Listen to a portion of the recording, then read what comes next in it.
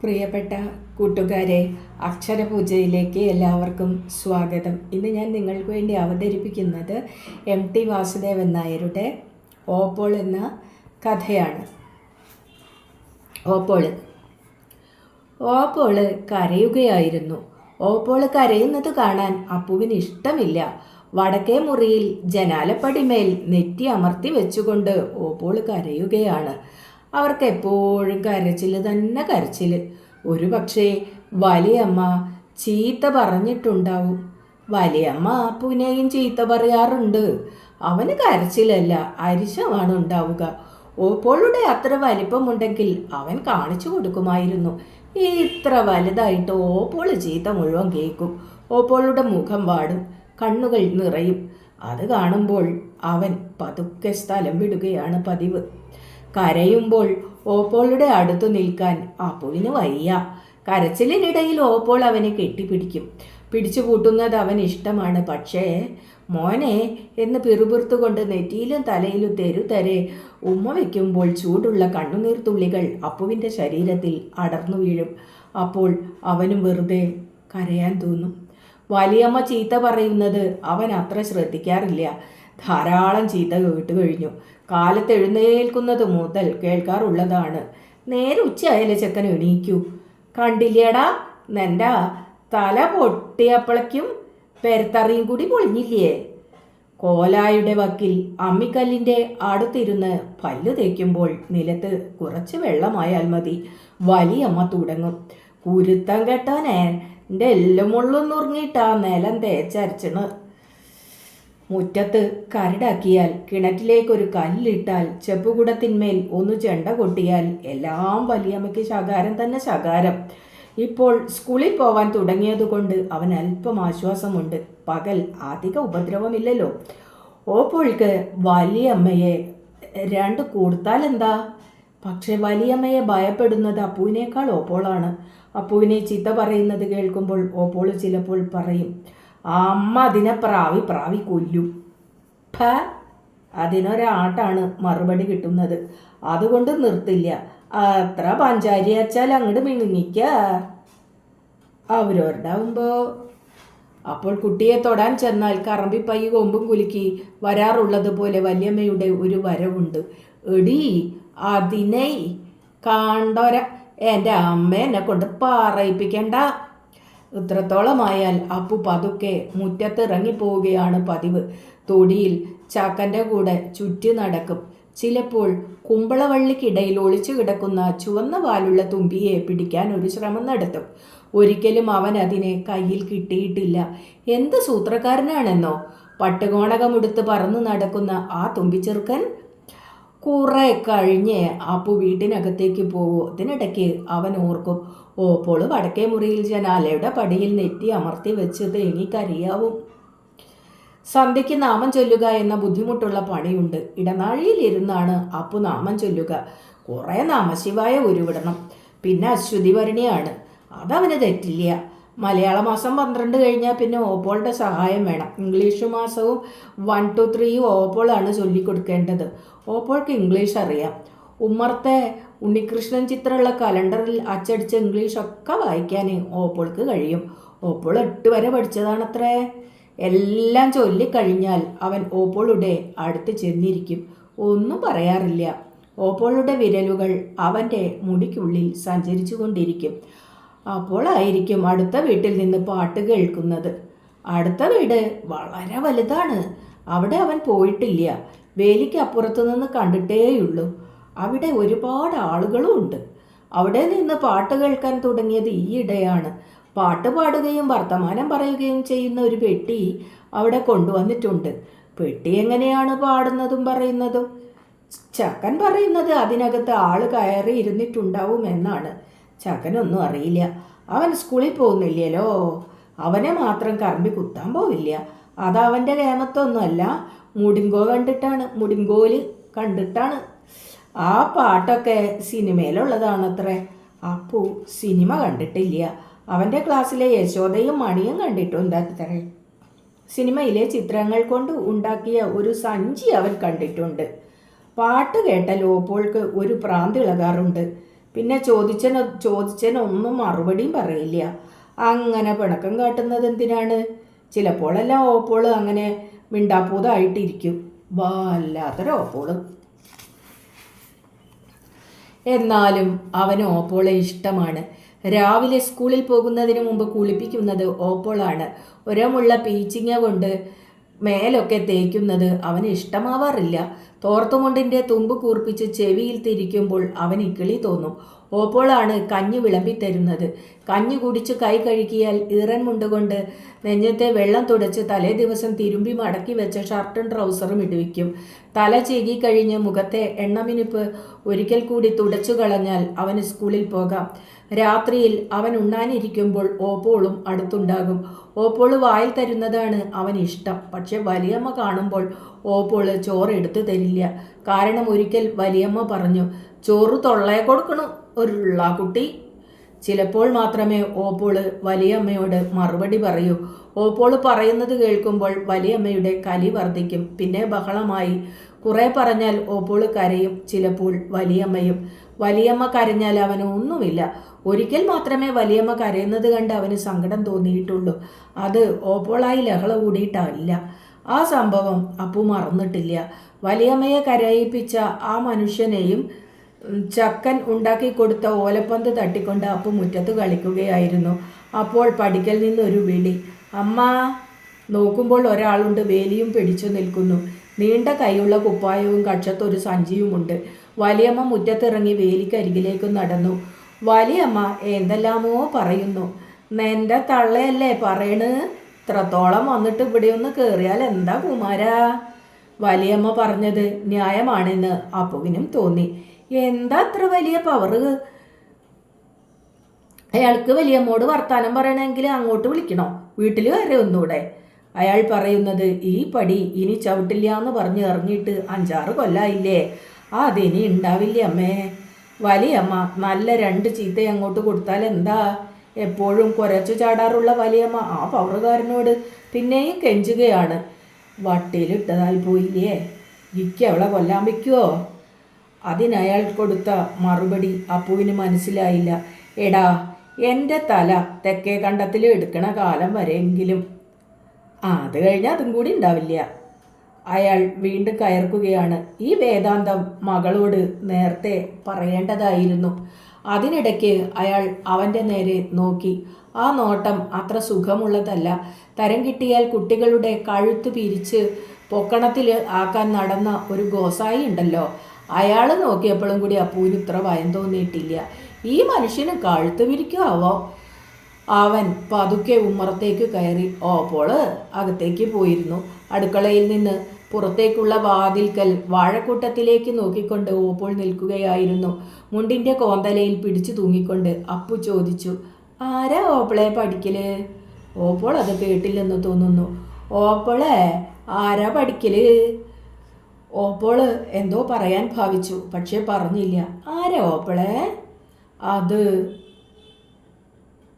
കഴുത്ത് വിരിക്കുവോ? ആര്? അയാളെ കുട്ടികളുടെ കഴുത്ത് വിരിക്കില്ലേ? ഓപ്പോൾക്ക് ശ്വാസം മുട്ടുന്നത് പോലെ തോന്നി. അത് മോൻ്റെ അമ്മാമ്മയാ. അതല്ലേ പുതുമ. അമ്മാമ്മയായിട്ട് മൂപ്പര് ഇതാണോ ചെയ്യേണ്ടിയിരുന്നത്? പഠിക്കൽ വന്നതെന്ന് പതുക്കെ വലിയമ്മയെ വിളിക്കുക, എന്നിട്ട് പേടിപ്പെടുത്താൻ വേണ്ടി അപ്പൂനെ വല്ലാതെ നോക്കുക. വല്ലാത്തൊരമ്മാമ്മ. ഓപ്പോള് വെറുതെ പറഞ്ഞതാവുമോ? അതെയോ ഓപ്പോളെ? അതെ. അമ്മാമ്മ എന്താ വരാത്തത്? അതിന് ഓപ്പോള് മറുപടി പറഞ്ഞില്ല. അമ്മാമ്മ വരില്ല. പിന്നെയും ചോദിക്കാൻ ഭാവിക്കുമ്പോൾ ഓപ്പോളുണ്ട് കണ്ണു തുടയ്ക്കുന്നു. ഈ ഓപ്പോൾക്ക് പ്രാന്താ. അപ്പോൾ വലിയമ്മ അകത്തേക്ക് വന്നു. വലിയമ്മയെ കണ്ടപ്പോഴാണ് അപ്പു അമ്പരന്നത്. വലിയമ്മ തേങ്ങി കരയുകയായിരുന്നു. കണ്ണുനീരിനിടയിൽ അവർ പലതും പിറുപിറുക്കുന്നുണ്ടായിരുന്നു. അപ്പുവിനും സങ്കടം തോന്നി. എത്ര തന്നെ ചീത്ത പറഞ്ഞാലും അവൻ്റെ വലിയമ്മയല്ലേ. കുറച്ച് ആത്മവിശ്വാസത്തോടെ അവൻ ഉമ്മറത്ത് വന്ന് പടിക്കലേക്ക് കണ്ണോടിച്ചു. അമ്മാമ്മ പോയി കഴിഞ്ഞിരുന്നു. ഒരമ്മാമൻ ഉണ്ടാവുന്നത് നല്ലതാണ്, പക്ഷേ ഇങ്ങനെ നോക്കി പേടിപ്പെടുത്തരുത്. പടിക്കൽ വന്നു നിന്ന് വലിയമ്മയെ വിളിച്ച് അതുമിതും പറഞ്ഞ് കരയിപ്പിക്കരുത്. പടിഞ്ഞാറേ വീട്ടിലെ ജാനുവിന് ഒരമ്മാമയുണ്ട്. അയാൾ ദൂരത്ത് എവിടെയോ ആണ്. 7 കടലും കടന്നു ചെന്നാലേ അയാളുടെ ദിക്കിലെത്തൂ. അവിടെ പട്ടുകുപ്പായവും മുട്ടുകുടയും ധാരാളമുണ്ട്. അയാൾ വന്നപ്പോൾ ജാനുവിന് ഇത് രണ്ടും കിട്ടി. മുട്ടുകുടയ്ക്ക് നല്ല ഭംഗിയുണ്ട്, തീരെ കനമില്ല. അവൾ അമ്പലത്തിലേക്ക് അമ്മയുടെ കൂടെ പോകുമ്പോഴേ ഇതെടുക്കൂ. കുപ്പായം പാകമാവാത്തത് കൊണ്ട് പെട്ടിയിൽ വെച്ചിരിക്കുകയാണ്. വീട്ടിലുള്ള അവളുടെ അമ്മാമൻ ഒന്നും അവൾക്ക് കൊടുത്തിട്ടില്ല. അവൾക്ക് കൂടുതൽ ഇഷ്ടം 7 കടൽ കടന്നു വന്ന അമ്മാമനെയാണ്. അയാൾ ഇനി അടുത്ത കൊല്ലവും വരുമത്രേ. അപ്പുവിൻ്റെ അമ്മാമൻ ഇങ്ങനെ കുഴപ്പക്കാരനായതിൽ അവന് സങ്കടമുണ്ട്. അയാൾ വരില്ലെന്നാണോ അപ്പോൾ പറഞ്ഞത്?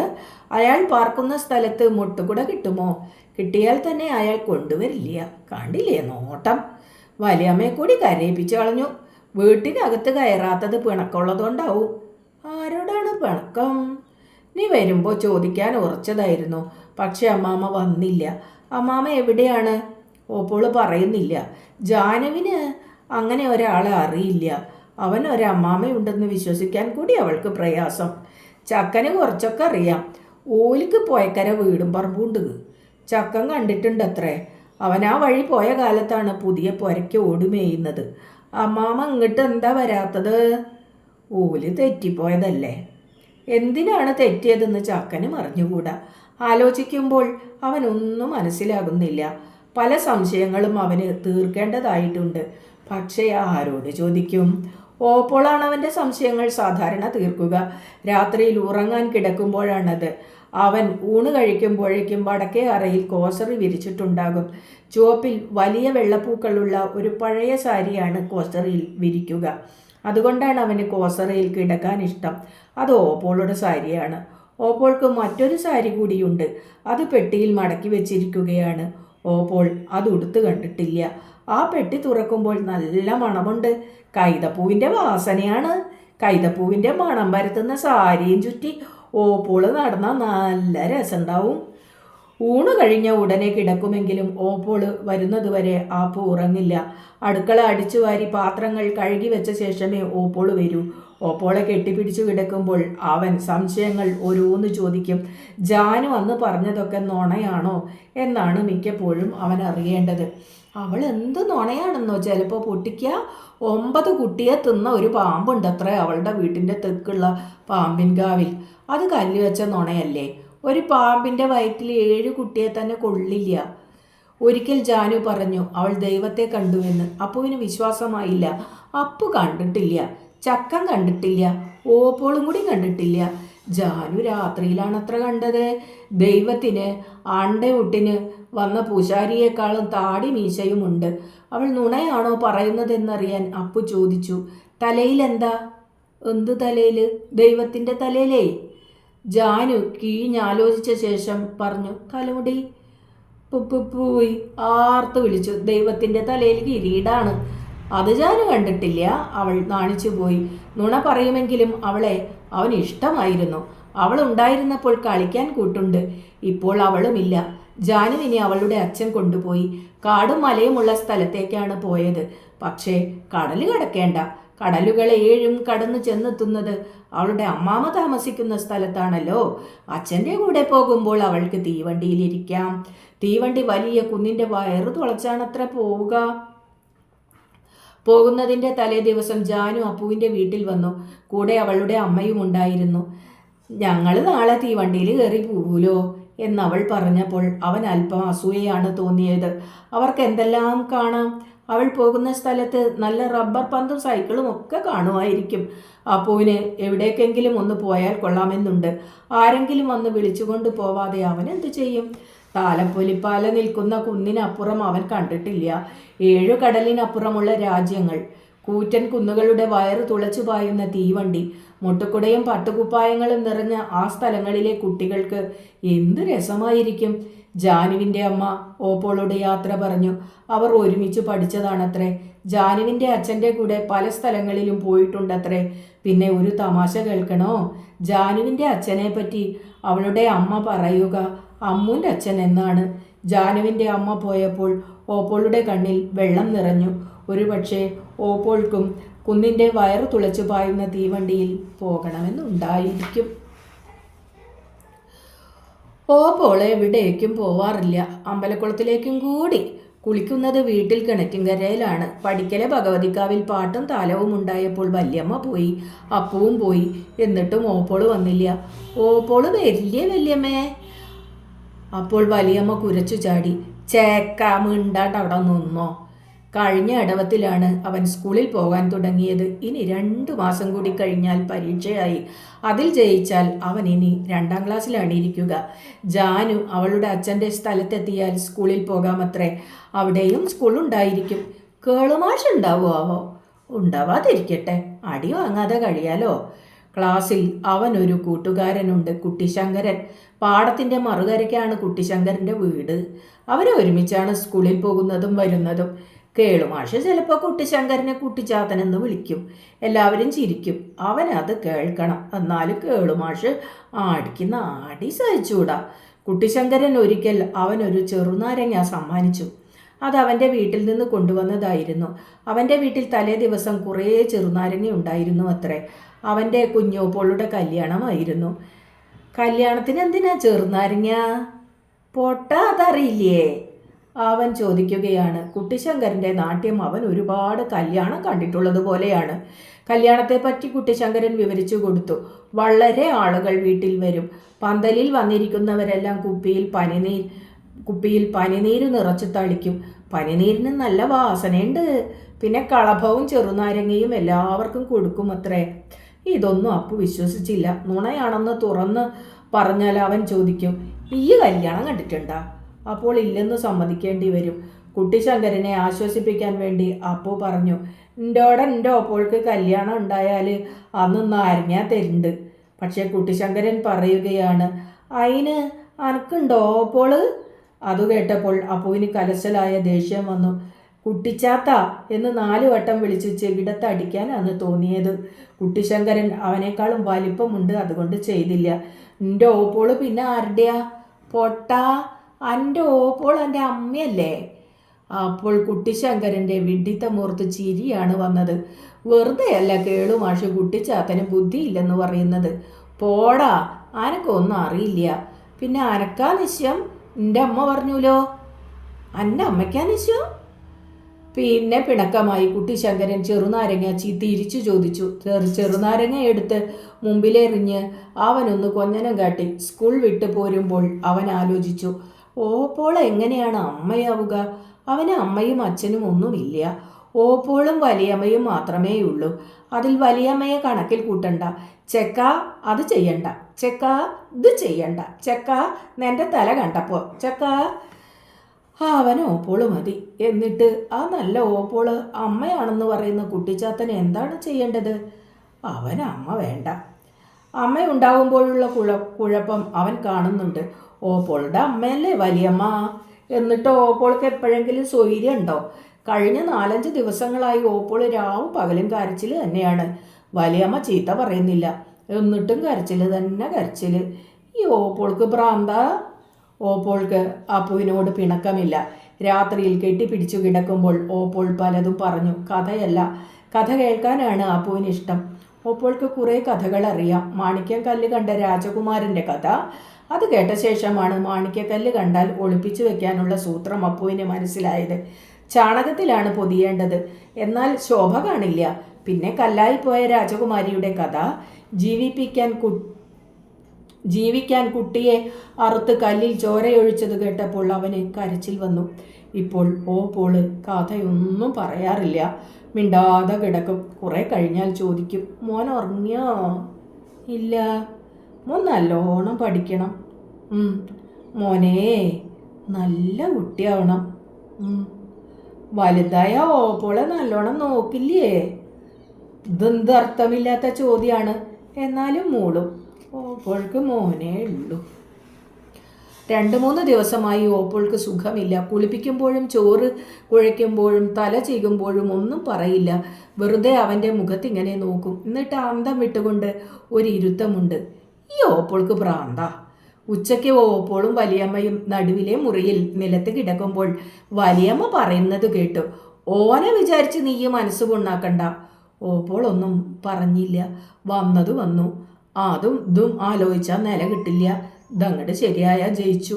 അതിനും ഓപ്പോൾക്കൊന്നും പറയാനില്ല. അതൊക്കെ ശങ്കരൻ നായർ നടത്തും. അയാൾ ആന്തരമുള്ളോനാ. അമ്മ എന്താമ്മേ പറയണ്? നീയേ, വലിയമ്മയുടെ ശബ്ദം കുറച്ചൊന്ന് വ്യത്യാസപ്പെട്ടു. വെറുതെ ഓരോന്നിനും ഒരുങ്ങണ്ട. ഇതും പഴിച്ചാൽ പിന്നെ ജന്മം മുഴുവൻ ഇങ്ങനെ തന്നെ ഇരുന്നോളൂണ്ടോ? ഇത് ചതിയല്ലേ? ഓപ്പോളാണ് ചോദിക്കുന്നത്. അത് നീ അറിയണ്ട. പിന്നെ അതിൻ്റെ കേടും കൂടി നിൽക്കാവും. അതൊക്കെ ശങ്കരൻ നായർക്ക് നിശ്ചണ്ട്. വയനാട്ട് കിടക്കണ ആൾക്ക് ഇതിൻ്റെ കമ്പിയല്ലേ? അമ്മേ, അപ്പൂൻ്റെ അപ്പൂ ചീപ്പു മാളോ, എന്നോട് ഞാനാ പറയണ്.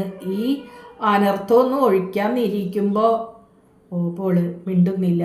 വീണ്ടും വലിയമ്മ പറഞ്ഞു, ഒക്കെ ശങ്കരൻ നായർ ഏറ്റിട്ടുണ്ട്. ഏതാണ് ഈ ശങ്കരൻ നായർ? ഇത്ര വലിയ കേമനെ ഒന്ന് കാണണമല്ലോ. അങ്ങനെ ഇരിക്കുമ്പോൾ കേട്ടു, ശങ്കരൻ നായർ ഒരു ദിവസം വീട്ടിൽ വരുന്നുണ്ട്. ശങ്കരൻ നായർ നല്ല മനുഷ്യനായിട്ടാണ് തോന്നിയത്. അയാൾ തിണ്ണയിലിരുന്ന് വലിയമ്മയുമായി സംസാരിക്കുമ്പോൾ പപ്പടവട്ടത്തിലുള്ള നരച്ച തലമുടിയുടെ ഭംഗിയാണ് അവൻ നോക്കിയത്.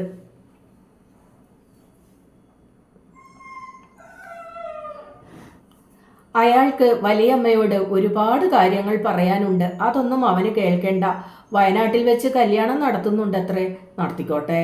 ചെക്കൻ്റെ കാര്യം ചെവിയിൽ വീഴാതെ നോക്കിക്കോട്ടെ. അപ്പുവിന് ആ പപ്പടവട്ടത്തിൽ നിർത്തിയ തലമുടി ഒന്ന് നല്ലപോലെ കാണുകയേ വേണ്ടു. അതിൻ്റെ നടുവിലൊരു 4 നീണ്ട മുടി വെച്ചു കൊടുത്താൽ നന്നായിരിക്കുമെന്ന് തോന്നുന്നു. സ്കൂളിലെ തോട്ടത്തിൻ്റെ നടുവിൽ ചട്ടിയിൽ കുതിരവാലി വെച്ച പോലെ ഭംഗിയുണ്ടാവും. അവൻ തല പുറത്തേക്കിട്ട് ഒന്നുകൂടി നല്ല പോലെ നോക്കി. ശങ്കരൻ നായർ ശബ്ദം താഴ്ത്തി. വലിയമ്മ തിരിഞ്ഞു നോക്കിയപ്പോൾ അപ്പുവിനെ കണ്ടു. അപ്പു മുറ്റത്ത് പോയി കളിച്ച അവൻ അകത്ത് പോയി. ഓ, അവരുടെ പഞ്ചായത്ത്. വയനാട്ടിലെ കല്യാണം കൊണ്ട് അവനെന്ത് കാര്യം? ഒരു ചെറുനാരങ്ങ കൂടി കിട്ടില്ല. ആര് വേണമെങ്കിലും കല്യാണം നടത്തിക്കോട്ടെ, അപ്പുവിനെന്ത് ഛേദം? അകത്തെ മുറിയിൽ അരിയിട്ട് വയ്ക്കുന്ന മുരുക്കുപെട്ടി അവനൊന്ന് തുറന്നടച്ചു. അതിനകത്ത് ചിറക്ക് മുളയ്ക്കാത്ത ഒരു കൂറ കണ്ണുമിഴിച്ചു നോക്കുന്നു. ജനാലയിൽ കയറി നിന്ന് ചുവരിലെ ആണിയിൽ തൂക്കിയിട്ട പൂവട്ടിയിലൊന്ന് നോക്കി. വെറുതെ. അതിൽ കടുകാണ്. അടുക്കളയിൽ നിന്ന് ഓട്ട് ഗ്ലാസ് വീഴുന്ന ശബ്ദം കേട്ടു. ഓപ്പോളാണ് അടുക്കളയിൽ. വലിയമ്മ വിളിച്ചു, മാളോ. ഗ്ലാസ് വീണതിന് ചീത്ത പറയാനാവുമോ? എടി മാളോ. ഓപ്പോൾ ഉമ്മറത്തേക്കുള്ള വാതിൽക്കൽ വന്നു നിന്നു. എന്തൊക്കെയാണ് ഇപ്പോൾ ഓപ്പോൾ കേൾക്കാൻ പോകുന്നതെന്ന് ഭയപ്പെട്ട് അപ്പു ചെവിടോർത്തു. ഒക്കെ അമ്മ പറഞ്ഞില്ലേ? ശങ്കരൻ നായരാണ് ചോദിക്കുന്നത്. ഒന്നും വിചാരിക്കാനില്ല. ഒക്കെ ഞാനേറ്റു. അയാൾ നല്ലൊരുത്തനാ, ഒറ്റ തടി. ഇതൊന്നും അയാൾ അറിയാനും പോണില്ല. ഓപ്പോൾ ഒന്നും പറയുന്നില്ല. സംഗതി അവിടെ വെച്ച് നടത്താം. 4 ആളെ ക്ഷണിക്കണം. അത് പതിവില്ലാത്തതാന്ന് പറയല്ലേ? വലിയമ്മയ്ക്ക് സംശയം. നിങ്ങൾ എൻ്റെ ബന്ധുക്കളാ. നിങ്ങൾക്ക് ആരുമില്ല. ഞാനാച്ചാ 10-20 കൊല്ലമായിട്ട് അവിടെയാ. അപ്പോൾ ദേവകിയമ്മയ്ക്ക് മനസ്സിലായോ? എന്താ ശങ്കരൻ നായരെ? അതാ ഞാൻ പറഞ്ഞിരിക്കണ്. അപ്പോൾ എൻ്റെ സ്ഥലത്തും വെച്ച് ചുരുക്കത്തിലൊരു പൊടമുറി നടത്തിയാൽ എന്താ തെറ്റ്? അത് ശരി ശങ്കരൻ നായരെ, നിങ്ങളാണ് എനിക്കുള്ളൊരാശ്രയം. അതുകൊണ്ട് തന്നെയല്ലേ ഞാനിത് പാട്ട് പിടിച്ച് കൊണ്ടുവന്ന്. അയാൾക്ക് കുട്ടിയെ കാണണമെന്ന് പറഞ്ഞു. അതിനോ? വലിയമ്മ എന്തൊക്കെയോ പിറുപിറുത്തു. അതൊന്നും ചെവിയിൽ വീഴാതെ ഞാൻ നോക്കിക്കൊണ്ട്. ഒക്കെ നേരെയായാൽ ഒരു കൂട്ടുപായസം താഴത്തേക്ക് കാവിൽ കഴിക്കാൻ നേർന്നിട്ടുണ്ട്. ഒക്കെ ശരിയാവുമെന്ന്. മകൾക്ക് ഒരു ബുദ്ധിമുട്ടും വരില്ല. അയാൾക്ക് ഗവൺമെൻറ്റിൽ നിന്ന് കിട്ടിയ 4 ഏക്കർ ഭൂമിയുണ്ട്. പണിയെടുത്താൽ സുഖമായി കഴിയാം. അപ്പോൾ ഓവിൻ്റെ താഴെ വെച്ച ഒഴിഞ്ഞ താമ്പാളത്തിനകത്ത് പതുങ്ങിയിരിക്കുന്ന ഒരു കൊമ്പുള്ള വിദ്വാനെ അപ്പു കണ്ടെത്തി. കൂറയല്ല, ഇതൊരു പുതിയ വീരനാണ്. ഇവനെ വെറുതെ വിടാൻ പാടില്ല. വേണ്ട സമയത്ത് ജൂലും കാണില്ല. നല്ല വണ്ണമുള്ള ഒരു ഈർക്കിലി വേണം. ഉമ്മറത്ത് അപ്പോഴും സംസാരം നടക്കുന്നുണ്ട്. ശങ്കരൻ നായരും വലിയമ്മയുമാണ് പറയുന്നത്. ഒക്കെ സ്വകാര്യമാണ്. അതാണ് ഇത്ര പതുക്കെ. എന്തോ ആവട്ടെ. എവിടെ പോയി ചൂല്? പതുങ്ങിക്കിടക്കുന്ന കൊമ്പനെ ഒന്ന് വീക്ഷിക്കണം. ചൂലന്വേഷിച്ച് അടുക്കളയിലേക്ക് ചെന്നപ്പോൾ ഓപ്പോളുണ്ട് അവിടെ. ഇത്തിരി മുമ്പല്ലേ ഓപ്പോൾ ശങ്കരൻ നായരുടെ പഞ്ചായത്ത് കേൾക്കാൻ പോയത്? ഓപ്പോളോട് ചൂലെവിടെ എന്ന് ചോദിച്ചപ്പോൾ അവനെ വാരിയെടുക്കുകയാണ് ചെയ്തത്. എന്നിട്ട് നെറ്റിയിലും തലയിലും കുറേ ഉമ്മ വെച്ചു. ഓപ്പോളുടെ കണ്ണുനീർ അവൻ്റെ മുഖത്തും ശിരസിലും എല്ലാം ഇറ്റു വീണു. ശങ്കരൻ നായർ ഒന്നും ചീത്ത പറയുന്നത് കേട്ടില്ല.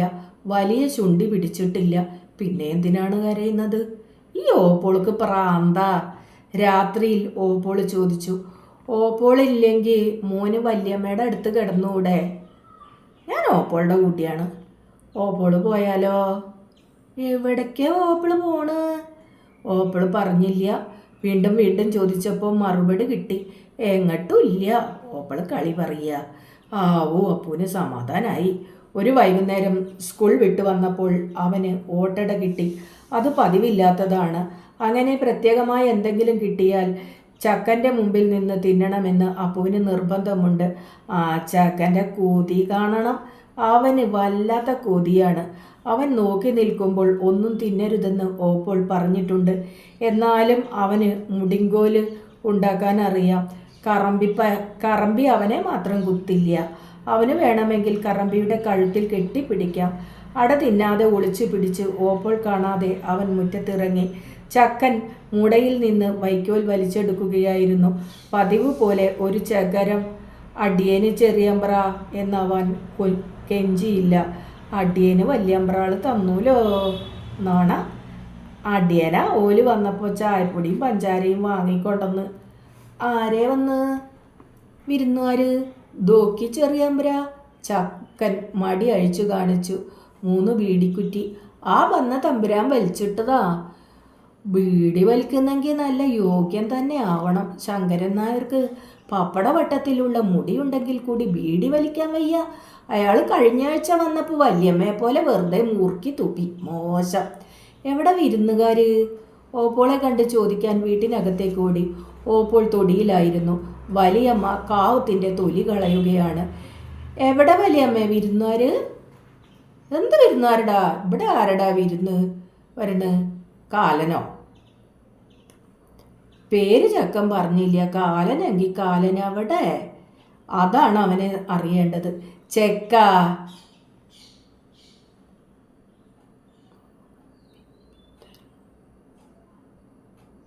നാനാം ബിംബിത്തരം കൊണ്ട് വന്നോണ്ടല്ലോ. കൊല്ലി ഞാൻ അടിച്ചു തിരിക്കും. ഓ, അവന് കേൾക്കണ്ട. ഒരു വിരുന്നുകാരൻ വന്നപ്പോഴത്തെ പത്രാസാണ് വല്യമ്മയ്ക്ക്. അവൻ പിന്നെ അന്വേഷിച്ചില്ല. രാത്രിയിൽ ഒരു ഉറക്കം കഴിഞ്ഞ് കണ്ണ് തുറന്നപ്പോൾ കോസറയിൽ തൊട്ടടുത്ത് ഓപ്പോളില്ല. മുറിയിൽ വിളക്കുണ്ട്. ഓപ്പോൾ പെട്ടി തുറന്നു വച്ച് സാധനങ്ങൾ എന്തെല്ലാമോ അടുക്കി വെക്കുകയാണ്. മുറിയിൽ കൈതപ്പൂവിൻ്റെ മണമുണ്ട്. അവൻ ഉറങ്ങുമ്പോൾ സമീപത്ത് ഓപ്പോളുണ്ട്. എന്നിട്ട് എഴുന്നേറ്റത് എന്തിനാണ് പിന്നെ? രാത്രിയിൽ വിളക്കും കത്തിച്ചിരുന്ന് പെട്ടിയിൽ മുണ്ടും ബ്ലൗസുമൊക്കെ കുത്തി നിറയ്ക്കുന്നത് എന്തിനാണ്? പതുക്കെ എഴുന്നേറ്റ് ശബ്ദം ഉണ്ടാക്കാതെ ചെന്ന് ഓപ്പോളുടെ കഴുത്തിൽ പിടിച്ച് പേടിപ്പെടുത്തണമെന്ന് തോന്നി. പക്ഷേ എഴുന്നേൽക്കാൻ വയ്യ. കണ്ണുകൾ പതുക്കെ അടയുകയാണ്. രാജകുമാരൻ മാണിക്യക്കല്ല് കണ്ടെത്തിയ കാട് ഓർമ്മയിൽ വരുന്നു. കൈതപ്പൂവിൻ്റെ നേർത്ത മണം. അവൻ വീണ്ടും കണ്ണടച്ചു. രാവിലെ അപ്പു ഉണർന്നില്ല. ഓപ്പോള് വിളിച്ചുണർത്തുകയാണ് ചെയ്തത്. കിണറ്റിൻകരയിലെ കുളിയും കഞ്ഞിക്കുടിയും കഴിഞ്ഞപ്പോൾ ഓപ്പോൾ കുപ്പായം ഇടുവിച്ചു. തല മിനുക്കി കൊടുക്കുമ്പോൾ ഓപ്പോള് പറഞ്ഞു, മോൻ സ്കൂളിൽ പോകുമ്പോൾ നല്ലോണം നോക്കണം. കന്നും ബൈക്കിളും വരും. അതും പലപ്പോഴും പറയാറുള്ളതാണ്. അവൻ സമ്മതിച്ചു. കുട്ടികളായിട്ട് തല്ലുകൂടരുത്. വല്യമ്മ മോനെ നല്ലോണം നോക്കും. വല്യമ്മ പറയണ പോലെ വികൃതി കാട്ടാണ്ട് നടക്കണം. വല്യമ്മ ചീത്തിയാ. ഇക്ക് ഓപ്പിള് മതി. മോനെ. കിതച്ചുകൊണ്ട് അപ്പുവിനെ മാറോടടുക്കി പിടിച്ച് ഓപ്പോള് തകർന്ന സ്വരത്തിൽ വിളിച്ചു. എൻ്റെ മോനെ. ഓപ്പോള് കരയുമോ എന്നായിരുന്നു അപ്പുവിൻ്റെ ഭയം. ഇല്ല, ഇക്കുറി ഓപ്പോള് കരഞ്ഞില്ല. അതുകൊണ്ട് അവന് പരിഭ്രമമുണ്ടായില്ല. അപ്പോൾ അവൻ എന്തോ പറയാൻ തോന്നി. പിന്നേയ് ഓപ്പോളെ. മോന് നമ്മേന്ന് വിളി. അതവന് ഇഷ്ടമായില്ല. എന്തിനോപ്പോളെ? ഒന്നിനുമല്ല, വെറുതെ. അതിന് അമ്മ എവിടെ ഓപ്പോളെ? ഓപ്പോൾ അതിന് ഉത്തരം പറഞ്ഞില്ല. ഓപ്പോളുടെ കൈകൾ പതുക്കെ അയഞ്ഞു. അവർ മുഖം തിരിച്ച് ഒന്നും മിണ്ടാതെ നിന്നു. കുറെ കഴിഞ്ഞ് ആണിയിൽ നിന്ന് സഞ്ചി എടുത്ത് കയ്യിൽ കൊടുത്തു പറഞ്ഞു, മോൻ പൊയ്ക്കോ. അപ്പു ഓലക്കുട ചുമലിൽ വെച്ച് അതിൻ്റെ ചായം തേച്ച കാലിൽ സഞ്ചി തൂക്കിയിട്ട് മുറ്റത്തിറങ്ങി നടന്നു.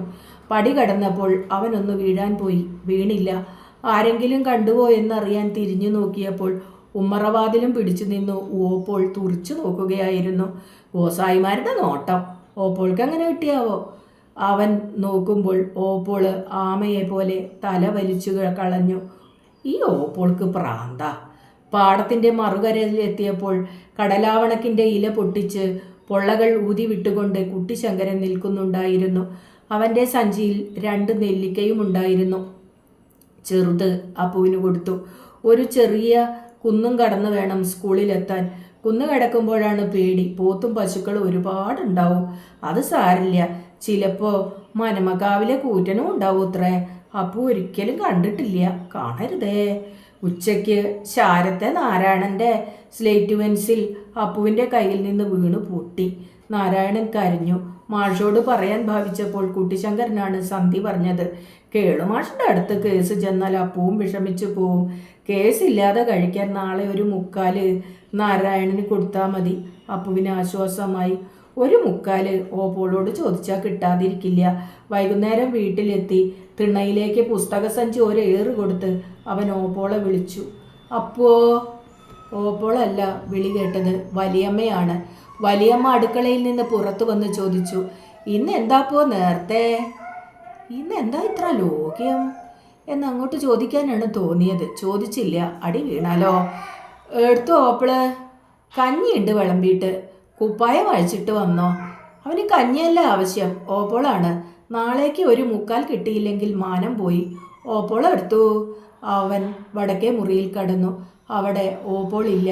കൈതപ്പൂവിൻ്റെ ഒരു നേർത്ത മണം ആ മുറിയിൽ തങ്ങി നിൽപ്പുണ്ട്. എടുത്തു വല്യമ്മേ ഓപ്പോള്? ഓപ്പോള് ഇവിടെ ഇല്ല. എവിടെ? ഓപ്പോള് ഒരുത്തില് പോയിരിക്കുക. എവിടേക്കാ? ഓപ്പോള് പോയിട്ട് വരുമ്പോൾ അപ്പൂന് പന്ത് കൊണ്ടുവരും. പന്ത് കൊണ്ടുവന്നട്ടെ, എന്നാലും അവനെ കൂട്ടാതെ അവനോട് പറയാതെ പോയതെന്തിന്? അവൻ അരിശം കയറി. വല്ലാത്തൊരു ഓപ്പോള് ഇത് ചെയ്തില്ലേ? അപ്പൂന് മിണ്ടല്ല. ഈ ഓപ്പോളെ എന്താ ചെയ്യണ്ട്? ഓപ്പോളുടെ പെട്ടിയിൽ 3/4 കാണുമായിരിക്കും. 1/4 2/4 തന്നെ എടുക്കണം. അതിന് ചീത്ത പറയാൻ വന്നാൽ കാണിച്ചു കൊടുക്കാം. പക്ഷെ പെട്ടി എവിടെ? അവന് കരച്ചിൽ വന്നു. വലിയമ്മ വീണ്ടും വിളിച്ചു. അപ്പൂവിന് കഞ്ഞി വേണ്ടേ? അവൻ മുറ്റത്തിറങ്ങി. കൂവളത്തറയിൽ ഇളകി കിടക്കുന്ന കല്ലെടുത്ത് ഒതുക്കുകല്ലിൽ ഒരേറ് കൊടുത്തു. എന്നിട്ട് പടിഞ്ഞാറപ്പുറത്തേക്ക് നടന്നു. അപ്പോ മോന് വല്യമ്മ കഞ്ഞി വിളമ്പിത്തരാ. അപ്പുവിന് വല്യമ്മയുടെ ലോക്യം വേണ്ട. ഓപ്പോള് വരട്ടെ, റബ്ബർ പന്ത് കയ്യിൽ തന്നാൽ വലിച്ചൊരു ഏറ് കൊടുക്കും. അത് തന്നെ. വലിയമ്മ വീണ്ടും വിളിച്ചു. അപ്പുവിനൊന്നും വേണ്ട. അവനൊന്ന് കരയാനാണ് തോന്നിയത്. ഓപ്പോളോടുള്ള അരിശം മുഴുവൻ കാണിച്ചുകൊണ്ട് ഉറക്കെ കരയാൻ. ഓപ്പോള് വരുമ്പോൾ അവന് കവറിട്ട പന്തും മിഠായിയുമാണ് കൊണ്ടുവരുന്നതെങ്കിലോ അപ്പോൾ എന്തു ചെയ്യും? എന്നാലും ഓപ്പോള് പറയാതെ പോയില്ലേ. വല്ലാത്തൊരു ഓപ്പോള്. ഓപ്പോൾക്ക് പ്രാന്ത.